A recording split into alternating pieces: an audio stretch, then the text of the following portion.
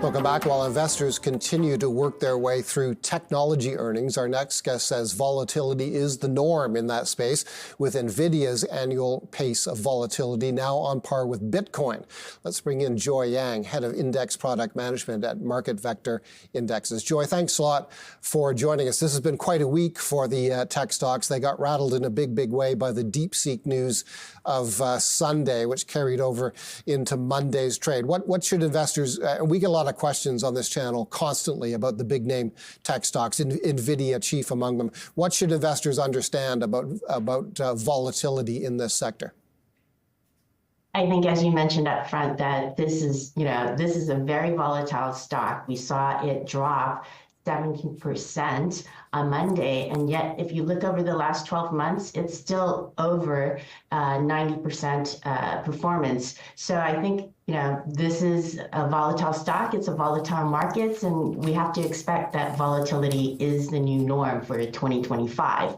But overall, I think we also have to understand with volatility comes opportunity, and you don't get returns without some risk. So investors should really think about, like, if they're trying to capture the growth and opportunities in this theme around AI, it's more than just about Nvidia, and they should really think about a basket of stocks that's going to capture pretty much, profit from this opportunity. There's investing and there's trading. Are you talking about capturing investors capturing opportunity or traders capturing opportunity?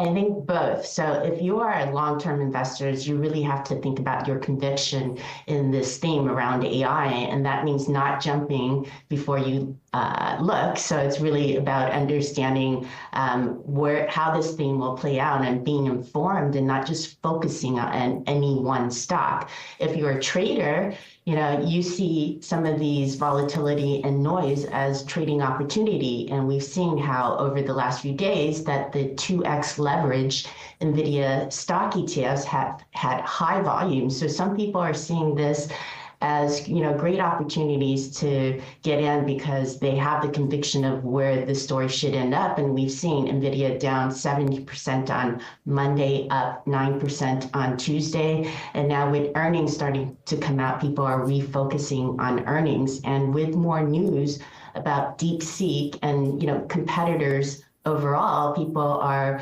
readjusting their valuation models and thinking about where the broader opportunity is going to play out. Investors are also very much focused on the U.S. banks. That's been a popular sector since the U.S. election in early November last year. I know one index of banks that you track, it's the Blue Star Top 10 Banks Index, is up 10% this month alone.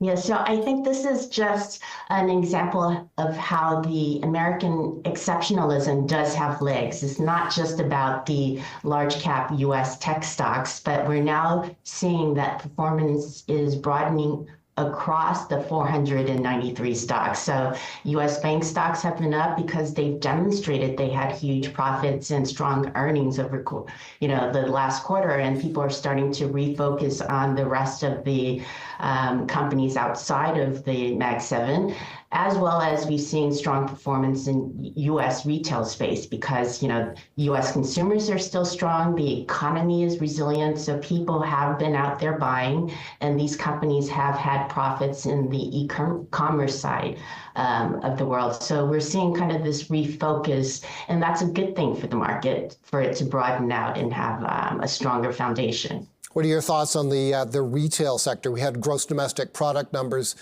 in the United States this morning. They came in lighter than expected, but they still show a steady pace of economic growth in the United States. Yeah, so I think the e-commerce space, as we start to see earnings, we'll see more clarity around it. But I think definitely these are the type of companies that ultimately should profit from the AI use cases. So this is one space where investors should really incorporate how AI will broaden out, not just on the infrastructure, but around the adopters of AI. And so I think we should carefully watch this space as well as all the other industries that will capitalize on AI profit, productivity and use cases including, the crypto space, which is really tightly linked with AI, given that it is a technology asset class. Why don't we talk about that? There are, in the United States, of course, numerous Bitcoin and crypto ETFs. They came later to the U.S. market than they did to many markets, including the Canadian market. What should investors understand about volatility and cryptocurrency ETFs, and can they mitigate some of that volatility by buying a basket-style crypto ETF?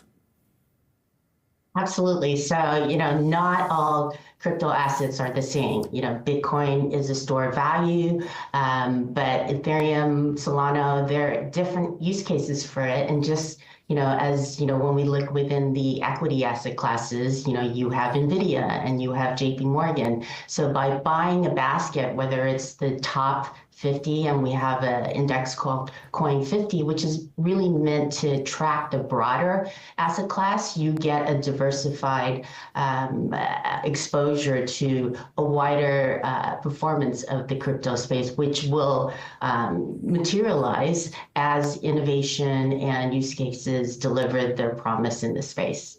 Joy, thank you so much for a good conversation. Joy Yang is head of Index Product Management.